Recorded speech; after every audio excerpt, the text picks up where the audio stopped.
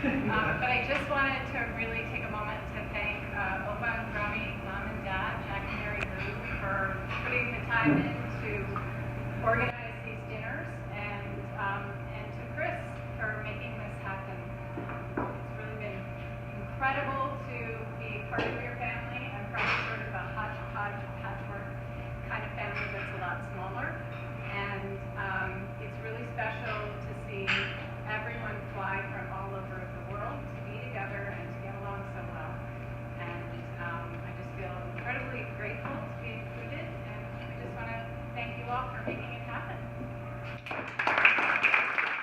So special to be here today with all of you guys and get to be a part of this huge family gathering. And I know Tommy, this other Tommy, in our own family, we do something similar to this, and we get together every year with all of our cousins.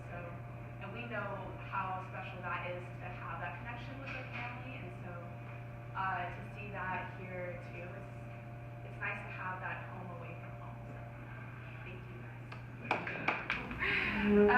Well, thank you so much for receiving me. So Peter tells me all the time about his amazing family, but I do have to admit that, like, what he told me, like, and from what I can see right now, like, you guys are just exceeding my expectations and everything, and I'm lucky to have an amazing family.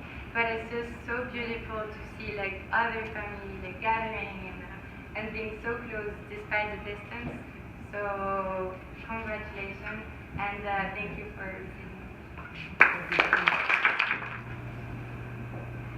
So I think I always think it's funny when you think about your childhood, especially in these days with so many pictures and videos.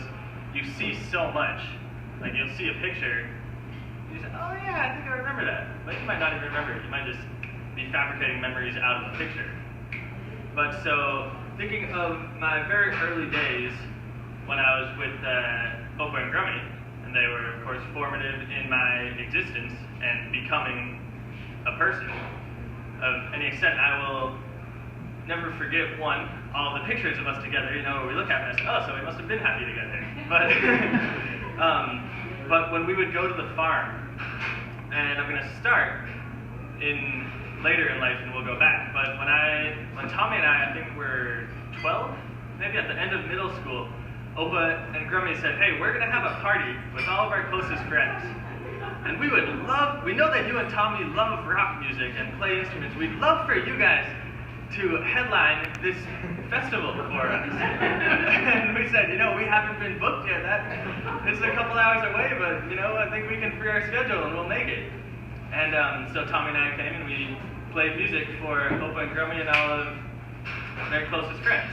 It was just a great time, and just being at the farm and growing up around the farm, going there for Thanksgiving and in the summer was always just an amazing experience. And I will never forget Grummy's, just the hospitable environment that you would create. And you just, one, playing music for everyone, keeping everyone happy, but making sure that everybody was comfortable. And an example that can be a metaphor for how you made everybody feel forever was the Swedish pancakes that you would make. And they were, when you have a broad topic like pancakes, you know, that can be interpreted so many different ways. When you see the greatest pancake ever, when you have that one, you say, there will never be a pancake that can match this type of pancake. And there will never be someone, Grummy, that can be like you. Never had an Opa. I will always remember when we were in Vermont one time, many, many years ago, but you taught me how to make an omelet. You said, Jack, you've always been a strong advocate for food and knowing where your food comes from and growing your food and being able to have food and provide food for people, but actually being able to cook is the last step in that process of eating. And you did a great job to teach my dad how to cook and teach all of us how to cook, but omelets specifically. So omelets and pancakes, they will forever be. We forgot to mention that for the omelet, we're going to start with the bacon. Oh, of course. Do not forget the bacon. But no, you two have always just been the most compassionate and inviting people ever. It just continually blows me away how good of a relationship you have with everybody that you interact with, regardless of who they are and what they're supposed to be doing for you. You make them a friend, and I think that is something that our society has lost. That I will do my best for your legacy to help other people learn. So thank you for everything. I've known you since the day I was born.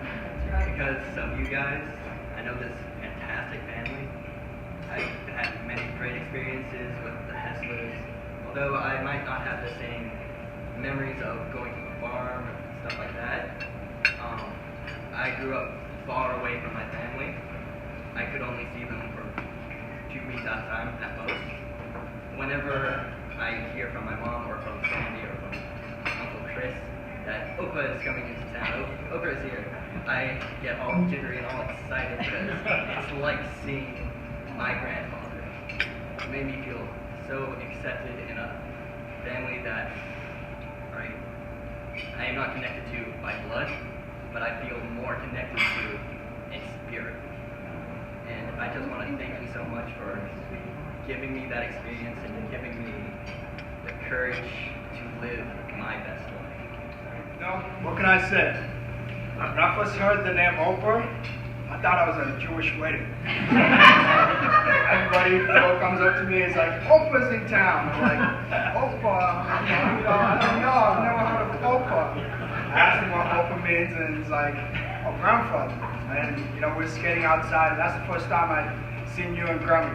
And, it took a couple years until we had our memory, but I think, my most recent favorite memory is the time we spent in Boston, you, myself, and Jimmy, and Grammy, and just catching up and, telling stories, and just exchanging the story of opening the window. I think that's you and I's favorite story. Tell the story. I don't know, I think you tell the story better, The story of the window. Yeah, tell the story.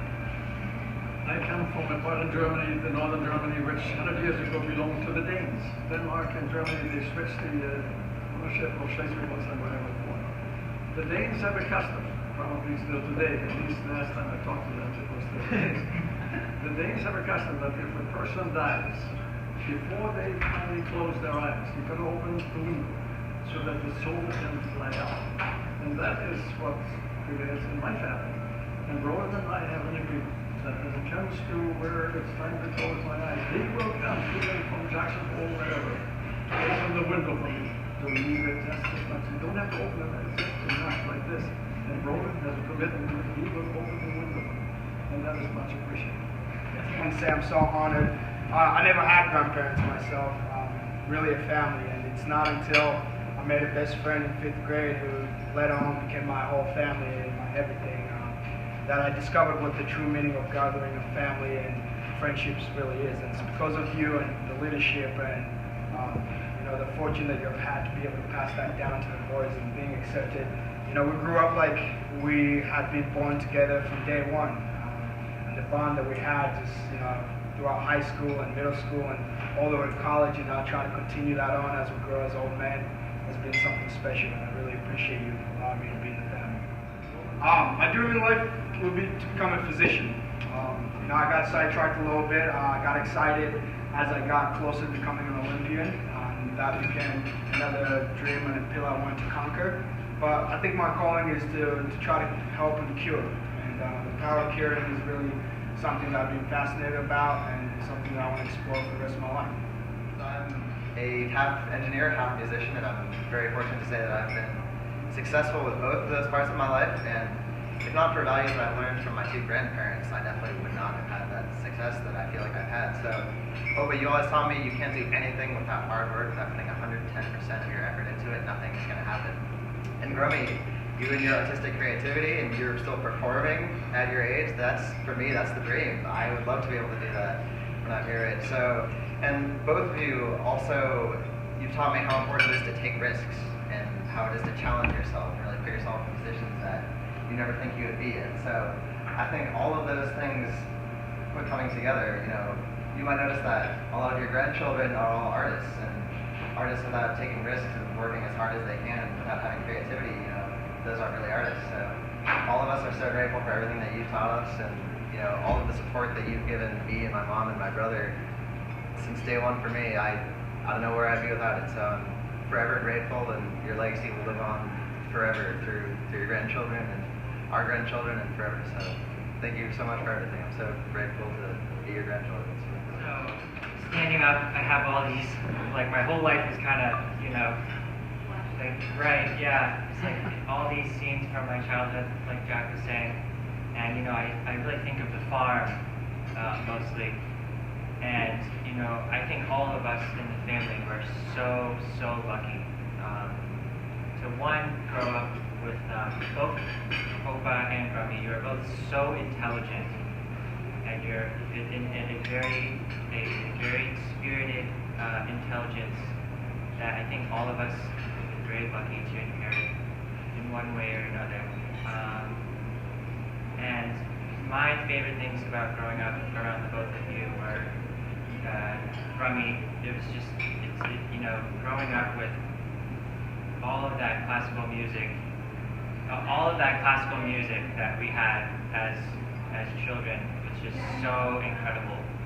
And I just remember being so young and just hearing, you'd wake up in the morning and you'd hear just the most beautiful music.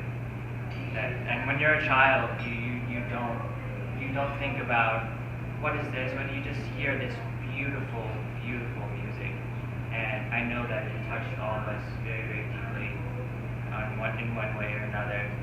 And my other favorite thing about the farm was the raspberries. Grummy and I and Opa, we'd all go out, and everybody would go out, and we'd very carefully reach through the raspberry bushes because they have little thorns, and we would pick lots and lots of raspberries. And to this day, raspberries are my favorite fruit. I just love raspberries. And I'll never forget how amazing it was. It was like being in this vivid, you know, paradise. In this raspberry kind of, it was almost an orchard, right? It was just this long fence of raspberry bushes, and you could just go out and be there for hours and just eat yourself until you were like so full of raspberries. And yeah, I mean, gotta love raspberries. But one more thing that I want to say is that when Opa was really young, like, I don't want to bring up anything that may have been really tough for you, Opa, but you escaped some of the most like scary and like difficult. Yeah, I don't think like words can't describe, you know, how vulnerable and scared Opa must have been when he was in Germany and when his whole town was on fire because the Americans had, you know, destroyed it. And sometimes history is ugly like that, but Opa, your spirit is so strong, and you had that spirit to say, I'm gonna persevere and I'm gonna be okay. And your spirit is, and that's something that we should all appreciate, because every one of us who is spiritually connected to Opa and Grummy, both of you, just have the most incredible. Grummy, I would say your spirit is incredibly harmonic because you are so musical, but Opa, your spirit is so strong, and I think it's very inspirational to all of us to know Opa and his just immensely strong spirit. And yeah, it's really the thing that stands out about to me the most. Well, I have two, I mean, obviously we all have thousands of memories and experiences that have shaped who we are today, that have begun with the two of you. But I guess I'll just talk about the two experiences that maybe had the most impactful presence in my life. But actually, before I go into that, I just want to say shout out to Brolin and the time that we had to spend together in Beacon Hill, us five. Really, my dad, Opa, Grummy, and Brolin. And even though those were some terrible circumstances, it goes to show that even then, the power and the beauty in coming together like that, it's always going to be stronger than any difficulty that we're going to face. You know, and I think that experience brought me closer to both of you, closer to my father, definitely closer to Brolin, although we were already very close, but it's just experiences like that that really show us who we truly are and what really matters at the end of the day. But the two stories that I have, the first one is from my infancy, back at the farm. And so back at the farm, Oprah used to make bow and arrows. And we would use those bow and arrows, and I would try to shoot the bow and arrow over the barn. And then one day, I don't remember exactly how, but I broke the bow and arrow. Or I broke the actual bow itself. You know, and I had no idea. I was maybe 6 years old. I had no idea what it took to make a bow and arrow. I didn't know if it was a lengthy process or what. And for me, as a 6-year-old, to go up to Opa and tell him, hey, I just broke this bow and arrow, was one of the scariest things in the world. Because this is the person maybe that I respected the most, and the last thing I wanted to do was disappoint him. You know, so it took me a lot of courage, and I beat around the bush as much as I could, right? Until finally the word got out that the bow was broken, and it was my fault. And when the word got out, I just remember Opa laughing and saying, well, let's make another one. You know? And that just really showed me, at the end of the day, the power that in life we all are going to make mistakes. And as a 6-year-old, maybe that was one of my first mistakes, breaking a bow and arrow. But telling the truth after that will always be forgiven, as long as we have good intentions, which of course I didn't have bad intentions. I was just trying to play. You know? But that really showed me for the rest of my life. 15 years later, I still think back on that moment. And if I'm ever in a position where I feel uncomfortable, where I don't want to admit to something, I know at the end of the day that telling the truth will always have a better outcome than trying to play it off like it never happened. And the second story is from a bit more recently, and it involves my good friend who's a Mexican immigrant, Miguel. And this took place at the Cousins reunion in Jackson, when so Miguel in the past year has actually been deported and now lives in Mexico. That's a whole other story. But the moral of the story is Miguel has faced a lot of difficulties throughout his life, and as a first-generation immigrant, as a young first-generation immigrant, there are a lot of difficulties that you face on a day-to-day basis. And Opa sat Miguel down one day, and we still talk about this to this day. And he said, well, Miguel, you're not like Jimmy. Jimmy is now a third generation. But you're like me, a first-generation immigrant. And you have the power to create what Jimmy is in your son and your grandkids, or your daughter and their grandkids. And we still talk about that to that day, and maybe that's the most powerful thing that Miguel has been told.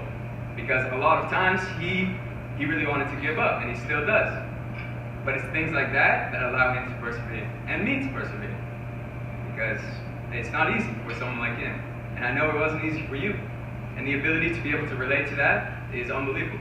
And it just goes to show that your intelligence and your presence, it doesn't only affect us, your family and your grandkids, but it's just the seed that we also put into our friends and our relationships. And so the effect is huge, you know, and it's not just us, and everyone benefits because of that. And I know if Miguel were here, he would be telling this story, so I felt I had to tell it, because you changed his life with that. He would say, well, that's so beautiful. He would. Hey, one cerveza, please. So the most important thing I learned from Opa, Tommy already covered. Speak louder. The most important thing that I learned from Opa, Tommy already covered, and that was working hard and being gritty and fighting. So I'm not going to cover that too much, but I'd like to talk about qualities that come out of your relationship with Rummy and the life that you've had. So the first one for me is about seizing opportunity. So whenever I see you, I always ask you about your crazy stories from all over the world. So Indonesia, Peru, Brazil, Pakistan, and the one that really stands out to me is the Oprah story. It's Oprah, right? The Cobra. There we go, Cobra. The Cobra story. Cobra story in Indonesia, and how you were very cunning and smart on the moment, and you could have, I guess, stayed in your comfort zone and could have been in an easy situation, but you seized the opportunity to demonstrate to the bosses at Cargill that you were sorry, I'm getting lost for words. But this is also reflected in how you chose to go to Peru, and from how you accepted to go to Pakistan in the 1980s, which is just really wild to think of this German guy who goes to the U.S., goes to Peru, and goes to all these crazy places, ends up in Pakistan, which is just it's bizarre. And you even described it yourself. It's a surreal experience. So I think for me, I like to think I've traveled a bit so far. I've been to some pretty wild places, and I think that comes directly from you. And really, I think the important quality here is about seizing the opportunity and being bold. And the second one, it also comes with travel. It's about being open-minded. So, I mean, again, we think about a German guy who's in the U.S. and then goes into all these really pretty different places where everything's totally different to anything you've ever known. It just goes to show that you're open-minded. I think that's been passed on to all of us in our relationships, and especially what Jimmy's been saying. So thank you for those two things, and thank you for setting the standards for us so high. Well, so much has been said already that I fully agree with and can only add to.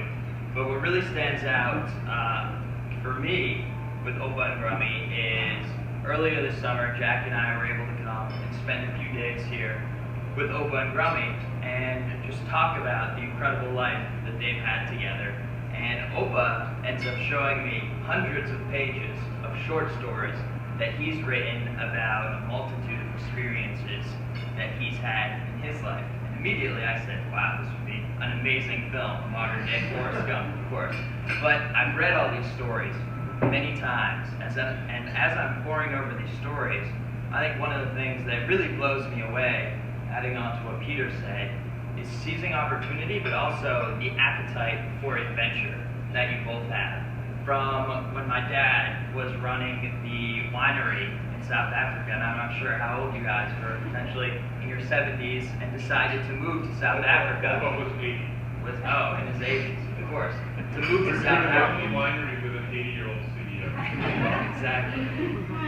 To move to South Africa and run a winery and fully immerse yourself in a business that you didn't have any experience in but knew you could figure it out. Or to be held captive during a revolution in Indonesia through your cunning and skills being able to find a way out of that. Or to narrowly escaping a civil war in Peru with your whole family and moving them to the States. All of these stories just really blow me away for how full a life that you guys have had. That is full of experience and relationships that have lasted for decades from those experiences.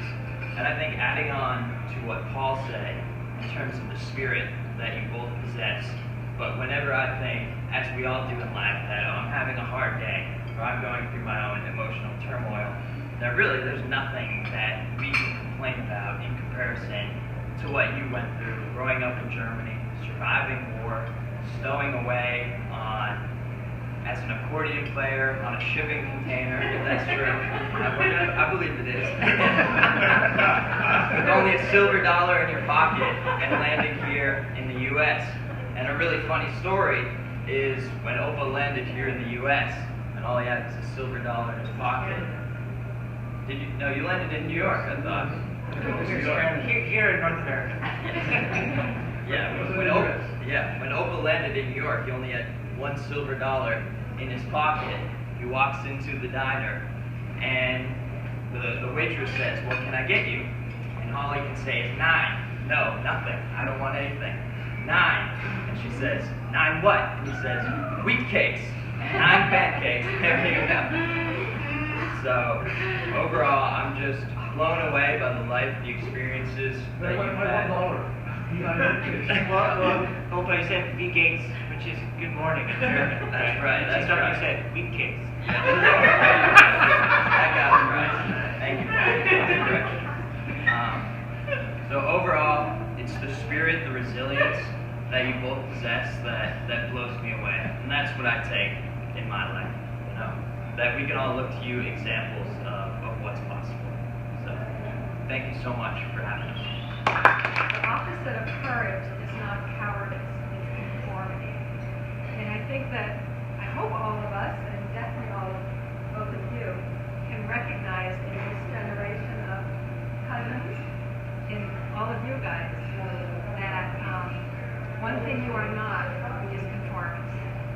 You are, from the stories I'm hearing and how you picked up,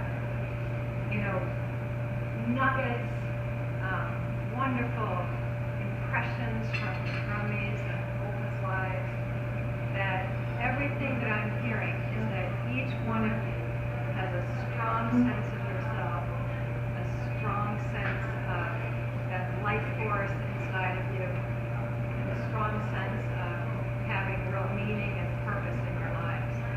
So I know it feels like the world is in this really turbulent place right now, but I am very optimistic about the future when I hear you guys all speaking, because I feel like the world is in good hands in our next generation. So we have so many reasons also to be grateful for Rummy and Opa, and I want to also acknowledge all of you, our very dear friends here in Canada who are here, and for just you're like sisters and brothers to Chris and me, because we've kind of grown up with you over the years. So, not to put pressure on anyone, but if anyone wants to say anything, feel free, either now or later. But I don't know where Chris went. But he's there. Go ahead. He's over there. Chris? He's just there. Oh, okay. I have had the pleasure to get to know them over our dinner tradition of calling them on the phone as we eat. And it's really been great to have your encouragement of my cooking skills, my emerging cooking skills. And but I just want to share the most impactful thing to me has been to see how you treat each other and your relationship. And we're hearing from the cousins what they aspire to do, and what I aspire to do is to have good family and social connections and a great relationship. And I've never had such a wonderful model as the two of you. And you speak to each other with kindness, you say please and thank you, you compliment each other, and you help each other with the hard parts of aging just so willingly and beautifully. So thank you for being a great model, and I think I couldn't have a better partner to try that in our own effort. The only thing I can add is to thank everybody again for making the effort to be here. And let's all embrace the cousins reunions and keep doing them. I think we should do them once a year, twice a year. We should repeat, Phil, what you came up with in Tibron, which is before we leave, we should schedule the next one. Right? This is just such a special thing, so let's do that. I also want to echo what Lisa said. I think there's so much beauty in your relationship. Yeah, and I've watched it since March when you came to Boston to get some medical care. The way you felt that to be Pop's caregiver after Pop had been your caregiver for a number of years, it's amazing. Amazing. What you do. It's what you do. So I think we should all celebrate this amazing, amazing couple. Yes.